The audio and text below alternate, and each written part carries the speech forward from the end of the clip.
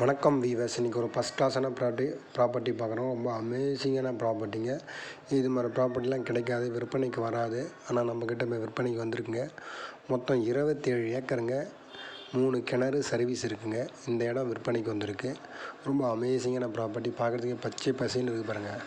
நீங்கள் அக்ரிகல்ச்சரை இம்மீடியட்டாக நீங்கள் பண்ணலாம் வந்து. அது மாதிரியான இடங்க. 3 கிணறு, சர்வீஸ் இருக்குங்க. ரொம்ப அமேசிங்கான ப்ராப்பர்ட்டி. எங்கன்னா கல்பாக்கம் டு பவுஞ்சூர் போகிற வழியில் இருக்குது இந்த ப்ராப்பர்ட்டி. மொத்தம் 27 ஏக்கருங்க.